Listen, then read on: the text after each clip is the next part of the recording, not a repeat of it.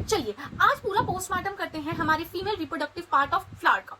अब इसमें हमने पढ़ा था हमारे पास कितने पार्ट्स होते हैं, stigma, style and ovary. Stigma, style and ovary तीनों को साथ में क्या बोला जाता है? वेरी गुड, कार्पेल या फिर पिस्टल।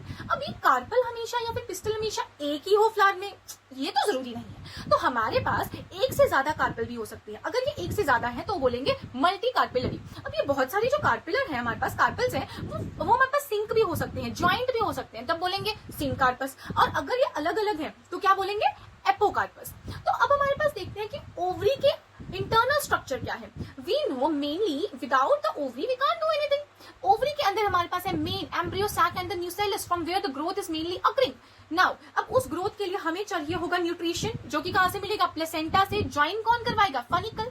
एग्जैक्टली। तो अब उसकी प्रोटेक्शन कौन करवाएगा? Integument, that is the inner integument and the outer integument. इसको एक बार देख लेते हैं एनसीईआरटी से। सो फर्स्ट डायग्राम में स्टिग्मा, स्टाइल एंड ओवरी दिखाया गया है। स्टिग्मा, स्टाइल एंड ओवरी किसके पार्ट्स है? कार्पल के या फिर पिस्टल के। अगर वो कार्पल जो है हमारे पास फ्यूज्ड है तो क्या बोल रहे हैं सेकंड में? सिनकार्पस। और अगर वो अलग अलग है तो थर्ड में क्या बोल रहे हैं? एपोकार्पस।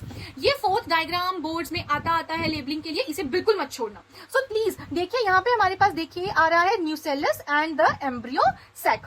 उसके प्रोटेक्शन के लिए हमारे पास inner integument and the outer integuments. हमारे पास याद रखना होगा कि फनिकल जो कि उसकी प्लेसेंटा के साथ ज्वाइन करवा रहा है फॉर द न्यूट्रिशन।